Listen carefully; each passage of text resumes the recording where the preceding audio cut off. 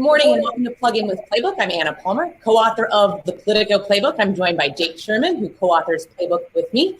Thank you for tuning in to kick off Politico's virtual programming during the reimagined political conventions as we count down to Election Day. This week, it's all about the Democratic National Convention and Joe Biden's campaign for president. You can follow the conversation all week on social media using the hashtag DNC with Politico and tweet us your questions at Politico.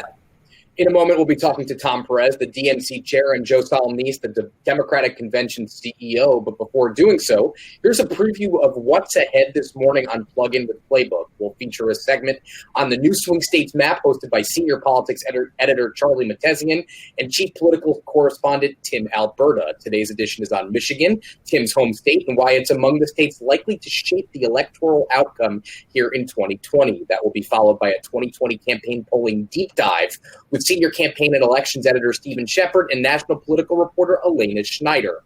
They will be joined by top Democratic pollster John Anzalone. This afternoon, Anna and I will return for a special Playbook conversation with House Speaker Nancy Pelosi at 1:30 p.m. All right, well, let's get started. First, welcome Tom and Joe to Plug In with Playbook. Thank you so much for joining us. We really appreciate it. Last night kicked off the unconventional convention festivities. You had big names in the party, Michelle Obama, Bernie Sanders, former Republicans, among others, join you. This was certainly a different way to kick off the convention than probably all of us expected earlier this year. There was some kind of quote motion on Twitter about whether or not, kind of what it felt like. It was different. There was no big technical snafus. Can you give me the top line? Maybe we'll start with you, Tom, in terms of what your expectations were, what you were trying to deliver last night as the first night of this convention. I'm really excited about how things went. We highlighted the remarkable diversity of the Biden-Harris coalition. We were honest with the American people about the three crises that are confronting our nation, the pandemic, the economic collapse, and our civil rights crisis. We had real people talking about these issues. We heard directly from the Floyd family. We heard from farmers who are taking it on the chin. And we saw leadership in action, whether it's Governor Cuomo, Governor Whitmer, others. And I said yesterday in talking to people that you were going to hear from our luminaries. And Michelle Obama, her critique was spot on. I mean, this president is not up for the task. He lacks the requisite skills to do the job. And she really made that case compellingly. And so did others. And the woman that I keep coming back to, not a known person before last night, was Krista Ukila from Arizona, talking about her dad. And his only pre-existing condition was that he trusted Donald Trump. It's all about leadership and trust. And that's what this election's about. And I think the American people last night saw that in action. And I'm so proud of the likes of Bernie Sanders and others who came together, because our unity is indeed our greatest strength and Donald Trump's worst nightmare. And they saw not just a united Democratic Party, but our goal is to unite the nation. This is a convention for everyone, not simply Democrats. Joe Biden has that ability to reach everyone. Joe, I want to follow up on what Tom was just talking about. Michelle Obama, clearly the star of last night, where she made a reference to kind of the famous line, when they go low, we go high. Let's listen to what she had to say last night and come back after that. But let's be clear. Going high does not mean putting on a smile and saying nice things when confronted by viciousness and cruelty. Going high means taking the harder path. It means scraping and clawing our way to that mountaintop. Going high means standing fierce against hatred while remembering that we are one nation under God. And if we want to survive, we've got to find a way to live together and work together across our differences. Obviously, she was kind of the star of last night, but what's your sense in terms of why was she the person you wanted to deliver that closing finale last night? And what role do you expect her to have, in the next several weeks and months until Election Day? So, I think as Tom mentioned, the theme of the convention really is one of unity. And we've got 4 nights to make the case to the American people. Last night, we really felt that it was important to sort of level set and name the moment we're in, and whether that's the pandemic or the racial justice conversations and other aspects of the evening that sort of set the stage. But I think both Michelle Obama and Senator Sanders really were unifying voices in the evening that were important primary speakers for us to have at the beginning of the week. But the other thing I think that we've given an awful lot of thought to is as we reimagine this convention, and we thought very differently about how it is that we have this conversation with the American people, that we were incredibly thoughtful about who it was and how it was that they would have that conversation. I think what you saw from Michelle Obama last night was not just powerful remarks, was not just a powerful condemnation of Donald Trump, but done so in an intimate and conversational way that is very different from a traditional convention speech, but one that had, I think, equally powerful impact.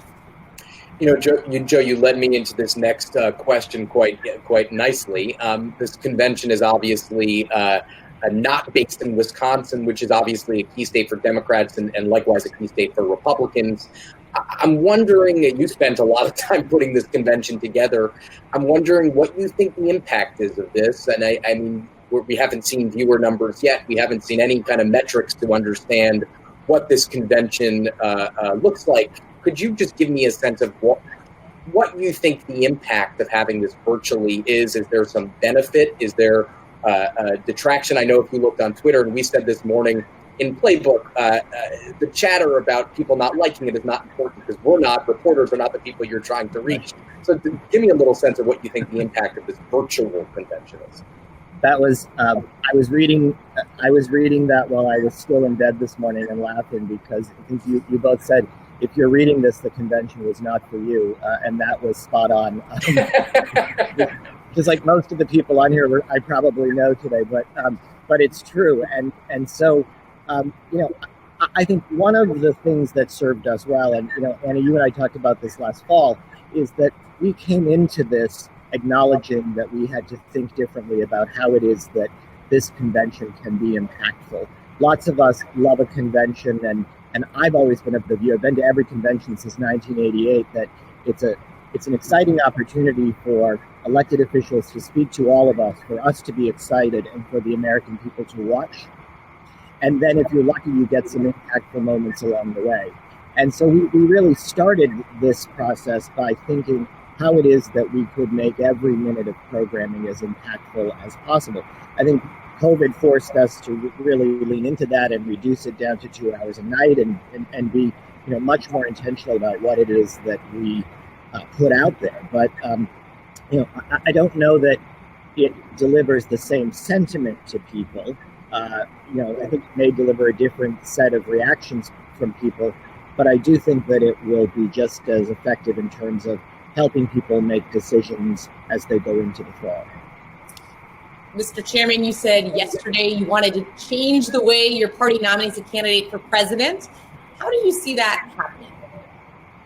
Well, we're going to have a conversation down the road, as we have every cycle, about what worked, what do we need to do differently. And in the aftermath of 2016, we had our Unity Reform Commission, and we brought together Democrats to discuss what do we have to do differently. We did that. We came up with a series of reforms that were really, I think, impactful. They returned power to the people. They were part of our process of trust building. Worked very closely with Senator Sanders and others on his team on this. And I think the superdelegate reform that we did, and we came out with a statement, and this has been a statement that we put in place in 2017, 2018. We want to make sure that as many people participate as possible. We think that our democracy is better when more people participate. And so we encourage states to move from caucuses to primaries. And 7 out of the 14 states that had caucuses in 2016 moved to primaries in 2020. And we saw dramatic increases in turnout. I think Washington State had an 8-fold or even more increase in turnout. So we want more people to participate. And I will not be the chair in the next cycle. We will have those conversations. They'll continue. What we're doing right now, though, is we are singularly focused on making sure we win in November. That's our singular focus. And I think this week, and frankly, one of the unsung heroes of this week is Joe Solmonese and the production team, because the quality of that production really was remarkable, and I think will continue to be remarkable.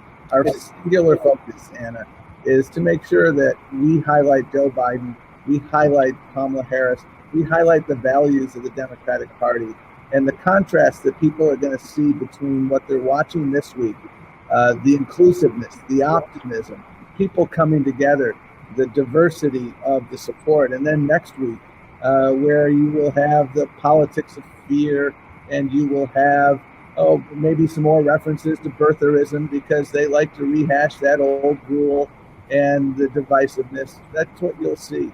That's our focus right now. Winning and highlighting who we are, highlighting Joe Biden, highlighting Kamala Harris. Now, one thing that you guys got a little bit of flack for from the left of your party is for having Republicans like John Kasich, the former House Republican budget chairman, Republican governor of Ohio, and former presidential candidate at your convention, somebody who is not for abortion rights, and has been, crosswise with your party for many years. Alexandria Ocasio-Cortez specifically had sharp words. I mean, I wonder how you think about that, about what you think. Obviously, you're trying to make the case that Joe Biden is for all people, but what do you think about that criticism that you're giving the spotlight to somebody who has been an opponent of your party for many, many years and doesn't believe in almost anything your party believes in? Well, let me be very clear. I have profound differences with Governor Kasich on the right to form a union, women's reproductive health, a number of issues where our differences run very deep. But I learned from Ted Kennedy, when I had the privilege of working for him in the 90s, that politics is about the search for common ground. And what John Kasich and Governor Whitman and others last night, ordinary Americans who've been Donald Trump supporters, what they said last night was very compelling. And again, Ted Kennedy taught me politics is about arithmetic, Tom. Addition beats subtraction any day of the week. The reason why Joe Biden is so remarkable is his ability to bring people together. And that's exactly what he's done, because we have a coalition of hardcore Democrats, and we love them.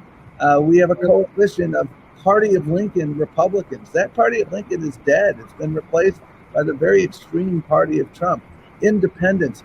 Our convention is saying to the American people, no matter who you voted for, there's a seat at the table for you here. And I think that enables us to really build on our coalition without sacrificing any of the values that we hold near and dear. Look at our platform. It's a bold platform. It's a platform that we can be proud of, inspirational and aspirational. You won't see Donald Trump talking about their wide-ranging coalition of support, because they have an ever-shrinking base of support, because they are so hard right. They're eliminating coverage for people with pre-existing conditions. They want to put a fork in the labor movement. They want to end and overturn Roe v. Wade. That is why they continue to lose support, and we are expanding support. We are quickly running out of time, but we have a couple of questions just to get to pretty quickly. And I wanted to hit on this. Is the president, his son, Vice President Mike Pence are all going to be in Wisconsin this week as Joe Biden remains in Delaware. Basically, they're kind of trolling the president, or trolling Biden rather, for not traveling. Are you concerned about the impact that could have on the election, the kind of the perception that Joe Biden is, in his basement and unable to kind of interact with, normal voters, regular people, as the president and his team are? I often say that Donald Trump needs the roar of a crowd to remind him that he's in charge and working for a guy who was born to be in charge. And I think that that's what we're seeing this week. And quite frankly, I think what is also playing out is the way that each party has responded to this pandemic. And so you see Donald Trump, pulling a political stunt, showing up here and causing crowds to gather. And, we're going to continue to have a thoughtful and impactful conversation with the American people, and one that I think last night demonstrated is off to a great start. One last question before we get Oklahoma, guys. Tulsa, Oklahoma. Was that a good model for how people should conduct themselves? Ask the family of Herman Cain. He did attend that rally and later passed away from COVID-19. I want to ask one last question to both of you before we get the hook here. Most conventions end up with a bounce for the candidate. Joe Biden comes into this convention with a healthy but narrowing lead in some polls. I'm wondering if you could give us a sense of what you anticipate the polls will look like coming out of this convention. Will you get that natural bump that typically happens out of a convention? We'll soon find out. And what I think the American people are going to see this week is human decency, common decency returning to the Oval Office in Joe Biden. They're going to see history being made Thursday night with the first woman of color on the ballot for a major party. And unless in November, that will only be a historical footnote. And we're going to make sure we win in November. And we had so much energy, Jade, last week from the announcement of Kamala. And that energy has continued. And it's building on energy that already existed, because there is so much enthusiasm across America for change, for leadership that has compassion and empathy, leadership that can produce results, leadership that can actually build a better America. And that is why I think I don't look at the polls, because I'm only focused on winning November the 3rd. And that is the singular focus of this campaign. I'd much rather be us than them for 5,000 reasons, starting with Joe Biden and Kamala Harris, and continuing with the values of our party, the platform of our party, what we're fighting for, who we're fighting for, and how we're fighting for it. And so I'm optimistic that this unconventional convention will continue our momentum moving forward. But we've still got about 75 days till the weekend, and we're not letting up until we get across the finish line. All right. Well, thank you both, Joe and Tom, for being with us this morning. Plug In with Playbook continues. Let's kick it over to senior politics editor Charlie Mattesian and the chief political correspondent Tim Alberta, who will introduce us to the new swing states map. Today's focus is on Michigan.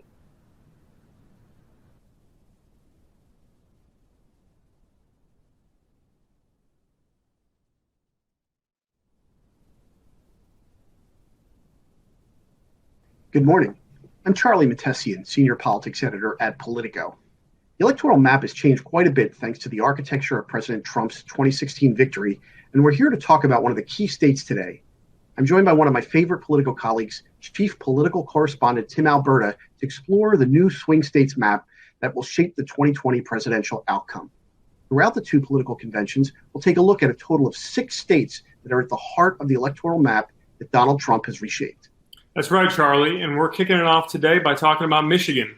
Let's be honest, it's the greatest state in the union, home to the Detroit automakers, the Michigan State Spartans, the Mackinac Bridge, and 10 million of the nicest people you'd ever want to meet. Now, I live here in southeast Michigan, and I've spent this election year covering on the ground the most critical dynamics driving this race, especially black voter intensity, white working class loyalty to President Trump, and this continued exodus of suburbanites away from the Republican Party. Now, before you and I dive deeper into Michigan, let's hear from our colleague, Politico's Eugene Daniels, who's got a good breakdown of what's happening on the ground here in Michigan. Donald Trump was certified the winner in Michigan by more than 10,000 votes. A state that was supposed to be a lock for Hillary Clinton.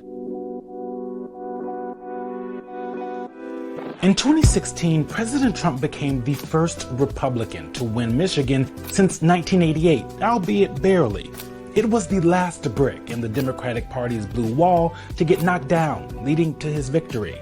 Fast forward nearly 4 years, and both parties seem to think the Wolverine state will be theirs in 2020, and they both have evidence to back it up. The Democratic Party says they started investing early in the state and are taking it a little bit more seriously than 2016. We woke up in 2016 and recognized that if we were going to win anything ever again, we had to get back to grassroots organizing. So we invested in organizers on the ground starting in early 2017. And, well, President Trump is leaning on his promise to bring back manufacturing jobs that were lost years ago. We had some great victories there, I will tell you that. But that was one in particular. We appreciate it. We have to do it again. We're building a lot of car plants and brought back a lot of industry that nobody thought they'd ever see again. But who is right? Both. Neither. Campaigns are complicated. I'll explain the landscape, and we'll start with President Trump. The 2020 Michigan is a whole lot different than the 2016 Michigan, starting with the obvious, the COVID-19 pandemic.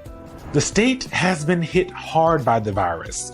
As of August 14th, it's had more than 98,000 cases and more than 6,500 deaths.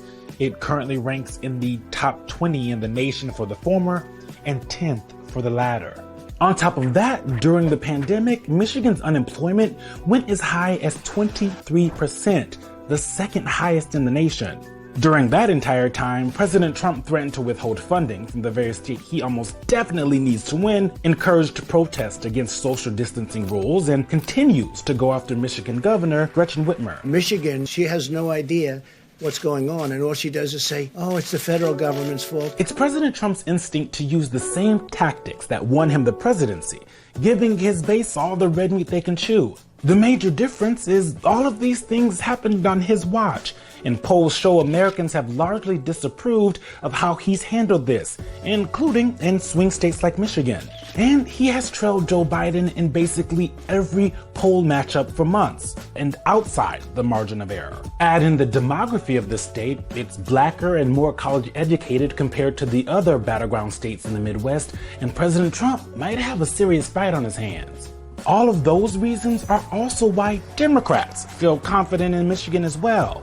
But, and this is a big one, turnout among key demographic groups was down in 2016, despite the fact that Democrats projected huge confidence in winning the state. So much so, Hillary Clinton barely visited Michigan, clearly taking it for granted. What was surprisingly difficult for us was that when those of us here in state who saw and felt that that wall was not as strong as it could be, that we didn't get the response we thought we should get from that national campaign, which was an outpouring of resources. Now for Joe Biden's campaign and Michigan Democrats, the key is not making those same mistakes. The Michigan Democratic Party says they aren't. That's something that remains to be seen. Because with Michigan in play like it hasn't been in decades, Democrats can't overestimate that the president's unpopularity will help take them over the finish line. Or Trump could surprise them and the nation all over again and take those 16 electoral votes. Tim, as you mentioned, you're actually a Michigan resident, so maybe you can explain this to me. In 2016, from the time she won the Democratic nomination to Election Day, Hillary Clinton led Donald Trump in virtually every single poll taken in Michigan. So what on earth happened? How did she lose Michigan? Well, it was a perfect storm, so to speak, Charlie. And look, the polling was unreliable. That's nothing new in Michigan, but that's not the story of 2016 here. Basically, Clinton did everything wrong in Michigan. She barely visited the state. She really struggled to energize the black liberal base in Detroit. And she alienated much of the party's traditional old school UAW wing in places like Macomb County, all the way up into mid-Michigan. Now, at the same time, Donald Trump forged a pretty unique appeal with a lot of those same working class white voters. And whereas Clinton seemed to take the state for granted, Donald Trump really went all in. He pushed hard to put Michigan in play. And despite all of that, Clinton still looked to be comfortably ahead heading into the home stretch of the race into October. But then everything that happened in the final month of the race broke in a way that was really impossible to model, impossible to predict. Enthusiasm for Clinton completely bottomed out, thanks in part to the FBI reopening its investigation of her. And meanwhile, the voters who were on the fence for much of the race broke decisively toward Trump in the final weeks of the campaign. In fact, exit polls showed that Trump won those voters by 15 points. So you throw it all together, this mix of ingredients, low turnout among black voters, lots of blue-collar Democrats defecting away from the Democratic Party, everything breaking Trump's way in the race's final weeks, and you've got this recipe for a shocking upset in Michigan. Trump wins the state by 10,704 votes out of more than 4.5 million cast. Geez, that's razor close. Well, as you mentioned, Clinton's underperformance in Detroit, where much of the state's African-American vote is concentrated, played a key role in her defeat in 2016. How are things looking there for Joe Biden there? Well, there's good news and bad news. The good news for Democrats is that Joe Biden probably can't fare much worse than Hillary Clinton did in 2016. In Wayne County alone, which is home to Detroit and the biggest wealth of black voters in the state, she underperformed Barack Obama 2012 by more than 76,000 votes. That's a huge drop-off that was reflected in the other urban cores around Michigan, from Grand Rapids to Flint to Lansing and Saginaw and elsewhere. Now, it's hard to imagine Biden doing that poorly among the core constituency that elevated him to the Democratic nomination in the first place. Now, the bad news for Democrats is that even though there's a sense of duty to be observed in the black community right now when it comes to voting this year, there's not much in terms of excitement. In fact, what I found during one recent reporting trip to Detroit, which I wrote about in one of my letters to Washington, was that people there felt an obligation to vote for Joe Biden, but there was very little in the way of emotional investment in his campaign. I heard a lot of apathy, a lot of indifference from black voters. Many of them felt as though the Democratic Party has taken them for granted, and they really have their doubts as to whether defeating Donald Trump this November will change their lives in any material way. And so it has to be said that 4 years ago, Hillary Clinton did take a lot of those voters for granted. And Joe Biden, if nothing else, he cannot make that same mistake. Well, speaking of taking voters for granted, we know that Detroit is only part of the Michigan electoral story.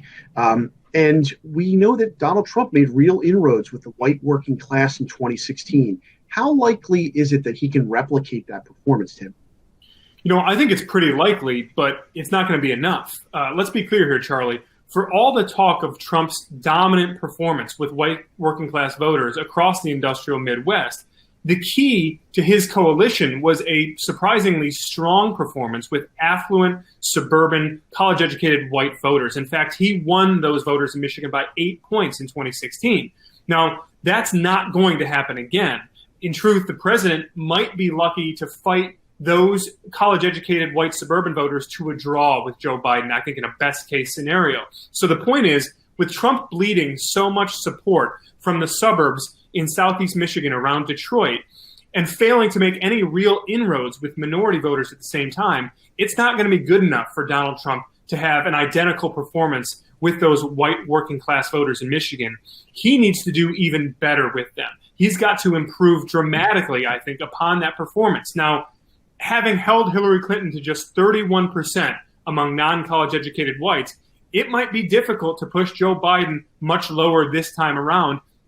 But when you talk to Trump's allies on the ground, Charlie, they feel like they don't really have a choice. To offset his losses elsewhere, the president really has to juice his margins, run them up big time with white working class voters across the state in a way that we've never seen before. And to do that, it's going to mean a big investment in the culture war politics that Donald Trump has really thrived on, whether we're talking racial dog whistles, calling for law and order the way that we've seen, and warning voters that their way of life is under attack and that they won't be safe in Joe Biden's America. Anything that Donald Trump can throw at Joe Biden and at the Democratic Party to juice that intensity among the white working class, he's going to need every ounce of it if he's going to survive in Michigan. So we've only got a limited amount of time left. So let's do a lightning round of questions. I've got so many for you. Let me start with this one. If there's one thing the Trump campaign must do, and I say must do here, if there's one thing the Trump campaign must do to win Michigan, what is it? He's got to limit his losses in Oakland County. Now, Oakland County is the second biggest vote prize in the state. It's a wealthy, mostly well-educated area that was once, and for a very long time, safely Republican, but it has trended sharply toward the Democratic Party in recent years. Trump lost Oakland County by 8 points back in 2016. And if that number balloons up to 10 or 12 points, maybe even 15 points, as some Republicans here fear, then Trump really has no path to victory in Michigan. The math is going to be unsustainable for him.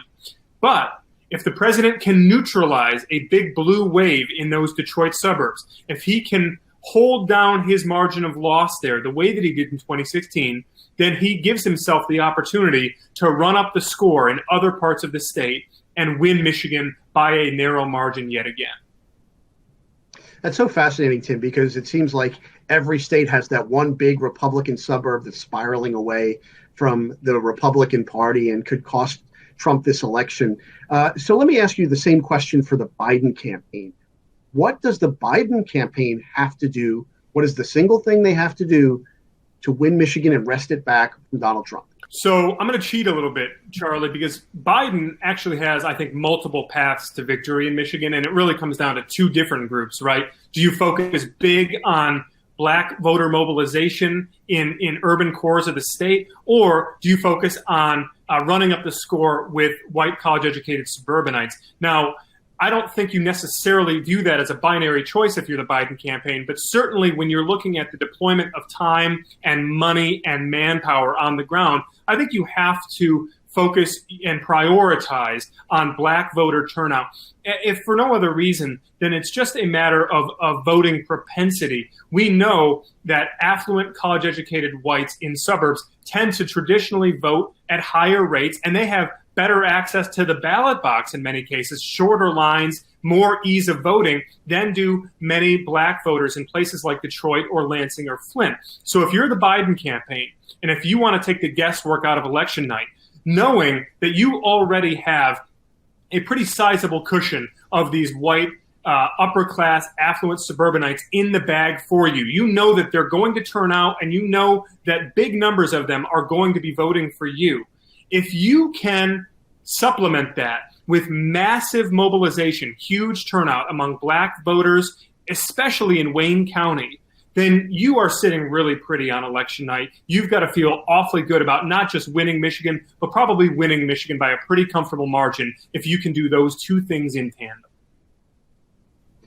I'll tell you one thing that I'm watching really closely, I'm fascinated by, is another county that we didn't talk a lot about in southeastern Michigan, which is Macomb County, which sort of famously came into the national political consciousness in the 1990s when Bill Clinton focused on it as the centerpiece of the Reagan Democrats.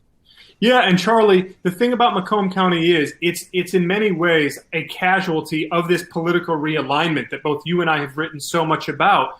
Ultimately, the working class Reagan Democrat that was mythologized in Macomb County is no longer a really truly competitive, persuadable swing voter. Those swing voters are now found in places like Oakland County, Livingston County, and elsewhere, where a lot of these affluent, college-educated voters who have been lifelong Republicans in many cases because of their views on economic issues, on foreign policy, they are now drifting further to the left on these core cultural issues, and they no longer, in many cases, feel comfortable aligning themselves with Donald Trump's Republican Party. So the Macomb County mythology is really not as compelling anymore because we know how the vast majority of those white working class voters are going to align themselves or who they're going to be loyal to come November. Well, that's all the time we have.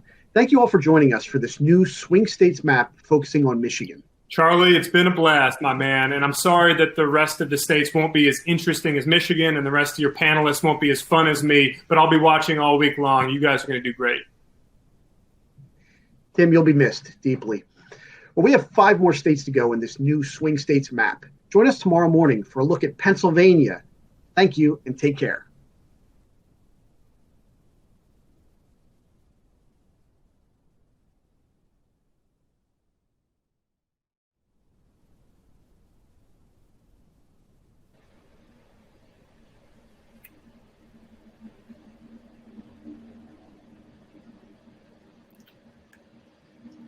Good morning. I'm Steve Shepard, Senior Campaigns and Elections Editor at Politico. I'm joined by my colleague, national political reporter Elena Schneider. We're teaming up to provide you an inside look inside the Biden campaign's polling operation. We'll talk about the race and hopefully get into some down-ballot elections too. As always, you can follow the conversation on social media using the hashtag DNC with Politico, hashtag DNC with Politico, or tweet us your questions at Politico. So Joe Biden has held a healthy lead over President Donald Trump for several months now, but things are starting to tighten as we head into the fall. So joining us to talk about Joe Biden's numbers, help us break them down, is top Democratic pollster John Anzalone, who also is Joe Biden's pollster. So thank you, John. Thank you so much for being with us this morning. Hey, Elena, Steve, thanks for having me. John, just before we got started, our two colleagues, Charlie Matessian and Tim Alberta, were discussing the state of play in Michigan. John, you grew up in Michigan? Yeah. What do things look like there today? I've talked with Democrats who say of the states that President Trump won in 2016, that Michigan is probably the easiest for Joe Biden to flip. Do you agree with that? Well, listen, first of all, it's always great to see someone talk so passionately about Macomb County and Reagan Democrats. No, listen, I think that there's always indications here. I mean, we're never going to take anything for granted. We learned that from 2016. But one of the things that is, I think, important to talk about is that Trump's not even communicating in Michigan. Like, again, don't want to say he's given up, but he's not doing paid communication, which is an indication that he's putting his focus somewhere else. So, Donald Trump may be the one that is neglecting Michigan at this point in time. But listen, Michigan has had the biggest spread in public polls. He took on a fight that he probably should not have taken on. And my client, Gretchen Whitmer, I think it hurt him a lot early on in the coronavirus. She has a job rating that's in the low 60s, and he has a job rating below 50% on coronavirus. So he hit a buzzsaw there, and I don't think that residents liked that. Voters liked it when he went after her and tried to blame her when she was doing everything that she could do, when she was listening to medical advice, et cetera. So Michigan is in a good place, but we have a lot of work to do because I think what Tim had said, there's certain voting groups that predates Joe Biden that we have a lot of work to do with, including in inner Detroit. Yeah. Is this race tightening? We saw a huge crop of national polls conducted just before this week's convention that showed, generally speaking, a slight tightening in the race. Is that what you're seeing? And do you expect it, still even with this tightening, we're talking about a lead that's similar to what Barack Obama posted over John McCain in 2008, which is one of our biggest landslides relatively that we've seen. Do you expect it to tighten more? Listen, it sounds cliche, but we're always going to run this campaign like we're behind. I think the CNN poll looks like an outlier. Clearly, there's not a bunch of polls, by the way, showing it's tight. And that was the one showing. Yeah, there's one poll. I think that if you look at the CNN polling in the primary and the general, it's the one that always bounces around. I don't know why that is. I don't know whether they let ID and things like that float, like Party Act. Party ID. But the reality is that if you look at the average of polls, and I think that that's the safe thing to do. I love the aggregators, whether it's RCP or whether it's 538. The fact is that they're aggregating, live calls with cells and phones. They're aggregating IVRs, which are automated. They're aggregating online. And so they're getting a lot of different methodology, what we call multimodal. And the fact is that, Joe Biden is doing something that we haven't seen in modern history, which is he's polling at 76 days out. He's polling at or above 50%. He has an average of an 8-point lead. So, John, we know that Biden's built much of his strength over Donald Trump in part through regaining support among white voters, those that Hillary Clinton lost in 2016. But an area where Biden has struggled is among Latino voters. And throughout the summer, he's underperformed Clinton's margin among Latino voters. And in a Wall Street Journal NBC poll released over the weekend, 57% of Latinos back Biden, while 31% support Donald Trump. And for comparison for everyone, back in 2016, Trump won anywhere from 18 to 29% of Latinos, depending on the exit polls that you follow. And consistently, Clinton held more than 60% support among Latinos, according to polling averages at the time. So can you talk to us about that gap, explain what's going on here, and address maybe what the Biden campaign is going to do about it? Yes. I think that, first of all, you have to approach every presidential candidate that they have a unique coalition. And you mentioned at the top that Joe Biden is doing better among white voters, but really he's doing better among a series of voters. He's leading with independents. He's leading with seniors. The last Democratic presidential candidate to win seniors was Al Gore. He's winning with college-educated voters, including white college-educated voters, and he's winning with suburbanites. That is a new coalition, and what surprises people is that not only did Donald Trump win those 4 groups, but Mitt Romney won those 4 groups. So there's 4 groups that actually Barack Obama lost to the Republican. And so you see, an incredible strength with a new coalition of voters. At the same time, he's narrowing the margins with white college-educated voters and rural voters and white voters, as you mentioned. So you go to what might be considered the base voters, lagging a little bit with Latino voters, but it is 76 days out. And I think that what you're going to see is a tremendous effort.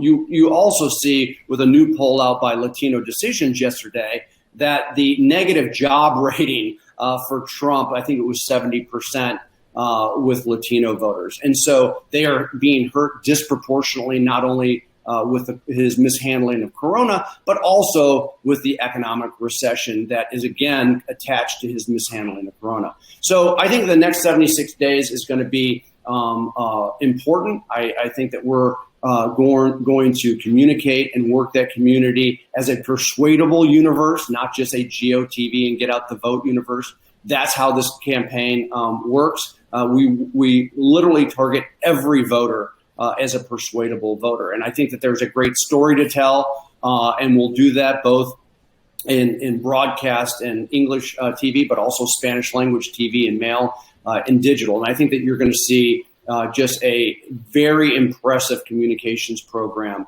to Latino voters.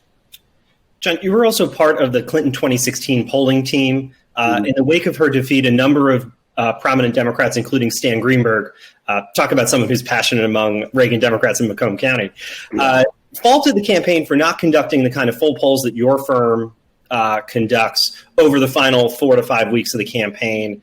What did you learn from that? What can you say? What, if anything, is the Biden campaign going to do differently? Are you going to do those sorts of full studies of the electorates in these states right up until Election Day this time?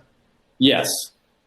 I mean, listen, you always learn, more data is better than less data. We now have the ability not only to do our polling that we traditionally do, but also there's mountains of data coming from what we call analytics. And so, this is not going to be an underpolled campaign, and we feel confident that we're going to, that we've corrected the problems from 2016, and it's going to be robust all the way to the end. A lot of my reporting at the time suggested there was tension between the pollsters and the analytics folks. To what extent have you guys kind of worked to fix that? Yeah, I mean, I think this is a campaign where everyone works together, and that's how you have successful campaigns. And listen, the analytics team in 2016, headed by Elaine Kegel, was fantastic as well.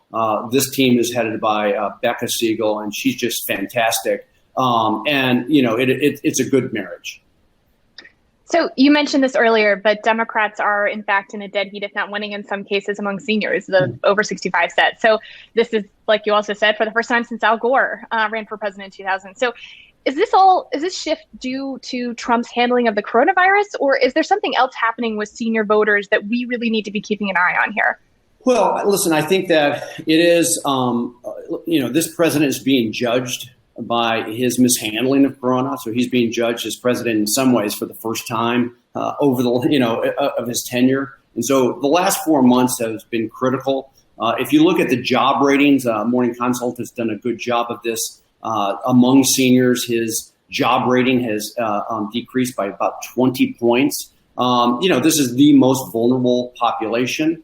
But I also think that there's other issues out there. I think Social Security will be a big issue for seniors.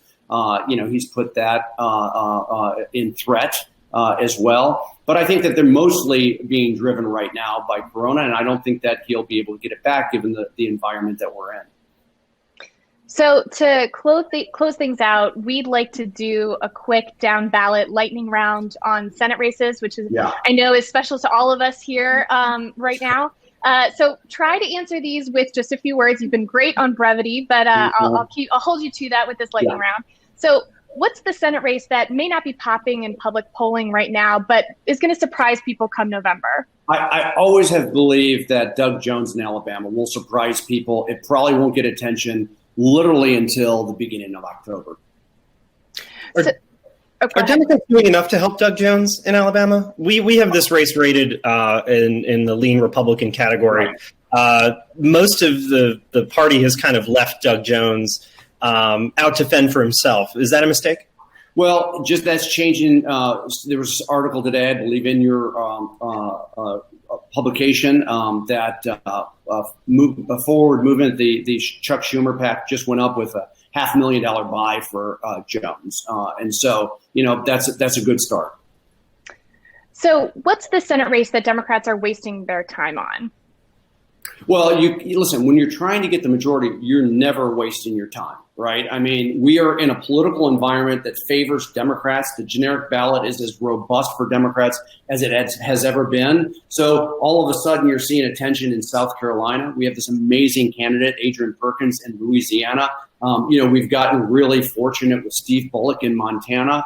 And so when you're sitting here in August and you're 76 days out, yes, it is a resource allocation decisions, but those decisions have to be made by the foundation of what campaigns do today. And so that map may look a little different come post-Labor Day when the bell rings, but you're not wasting any money making Republicans spend money and trying to figure out where you want to spend your money in the last 2 months.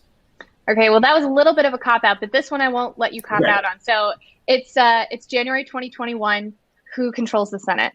Oh, I think the Democrats are going to control the Senate. I actually think that we're going to do it again. I mean, you take a look. I mean, you guys are experts on this. I think that Arizona has gotten out of hand for Republicans. Okay, I think that we're going to take both Colorado and Montana. I think Bullock will pull that off.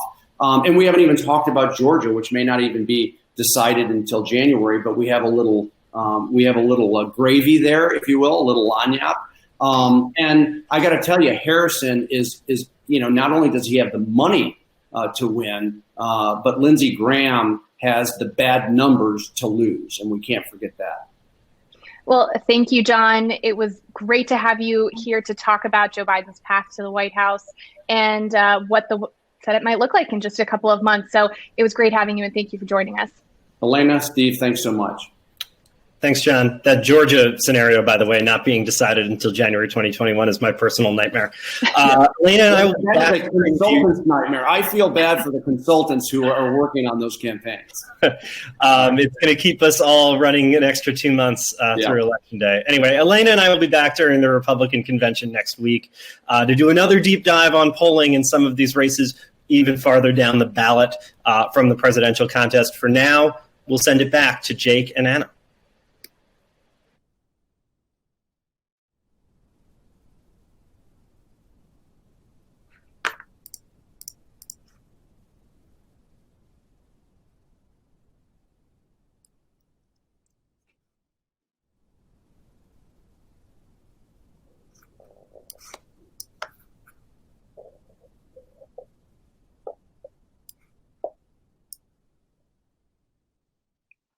This afternoon, Anna and I are hosting a Playbook special edition interview with Nancy Pelosi. You can tune into that conversation on Politico.com starting at 1:30 p.m. Eastern Time. We're very excited. See you this afternoon. Thanks again for watching, and take care. Hey, my name's Eugene Daniels. I'm the host of Foursquare, Politico's digital video show with Tim Alberta, Laura Barron-Lopez, and Ryan Lizza. During the convention, we'll be getting together to provide lots of analysis. I think it strikes a lot of Republicans that Trump's only chance to get back into this race is if Democrats really do him a favor, if they really overreach. Context. It's not a new playbook for Trump, and it's also not a new playbook historically. Also kind of amazing that the conventional wisdom that the person who would be best for Biden is an African-American woman. And lots of lively discussion. Goes over time and doesn't answer the question. Who is it, Ryan?